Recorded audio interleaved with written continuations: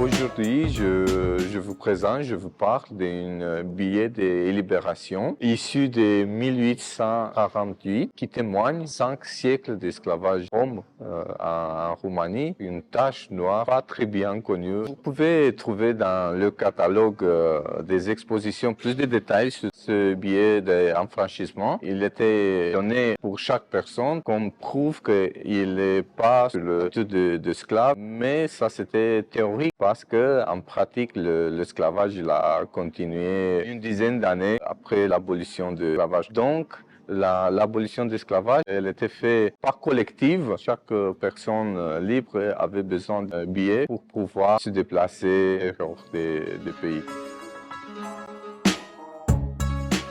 J'ai choisi de vous présenter les œuvres de cet artiste, Seja Stoica. Moi, je l'ai découvert dans un documentaire qui est traité du génocide des Tziganes, qui est un événement historique souvent méconnu. On en reparle un peu plus maintenant. Un peu plus tard, j'ai découvert ses œuvres qui ont été présentées ici à Marseille à la Friche de la Belle de Mai. Et j'ai trouvé une force, une puissance dans l'évocation de ce qu'elle avait vécu enfant, puisqu'elle a été très jeune, déportée dans plusieurs camps, notamment Auschwitz, mais 2 autres aussi. Et donc cette évocation qu'elle a peinte, qu'elle a dessinée de nombreuses années après, moi ça m'a bouleversé. Ce témoignage, il faut qu'on le perpétue et qu'on puisse continuer à parler d'elle et de cette histoire de l'Holocauste qui est un drame trop méconnu. Je suis Rome Kelderash. Nous venons d'une lignée de tziganes de l'Europe de l'Est. Mon grand-père est arrivé en France en 1912 et il a été exposé au jardin d'acclimatation à Paris. Nous sommes chaudronniers, donc sur cuivre, et nous fabriquons des cuivres comme Victor Clopotar, qui est aussi Kelderash en Roumanie. Il est parti d'une simple feuille de cuivre qu'il a modelée progressivement au marteau, après l'avoir recuit maintes fois de manière à ce que le cuivre soit maniable et que ça puisse amener à être un cuivre à usage culinaire et un objet de cuisine.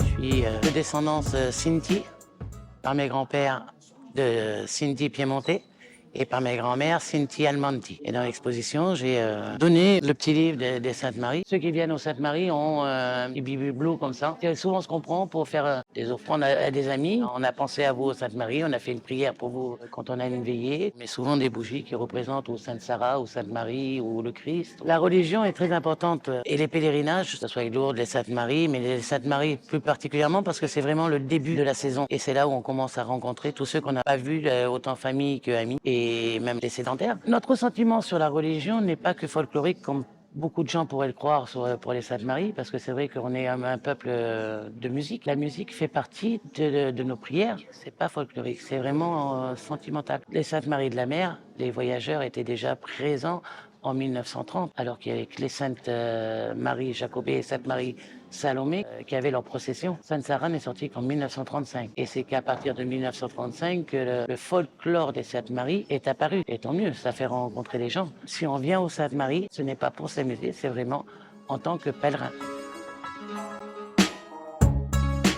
Mon travail avec le Muséum, ça a été de créer cette œuvre. D'ailleurs, vous êtes à l'intérieur de l'œuvre. Ce ne sont pas que des vitrines et puis une installation. L'installation, c'est tout ça. Et donc, c'est le musée du Gadjo. Ça veut dire qu'on inverse le regard. On traite l'histoire des gadgets, donc ceux qui ne sont pas issus des communautés romanies, comme étant un sujet d'étude. Donc, le musée du Gadjo, avec les cartels, explique l'évolution du Gadjo, de la préhistoire jusqu'à sa sédentarisation et dans son quotidien. Donc nous avons affaire à 4 vitrines qui expliquent un petit peu ce processus d'évolution et une reconstitution d'un intérieur d'une famille gadget typique, donc le père, la mère, les enfants, avec des artefacts, des objets, les meubles, la culture. C'est à l'image d'un salon du début du XXIe siècle. Aujourd'hui, j'aimerais bien parler de l'offre de Luna de Rosa.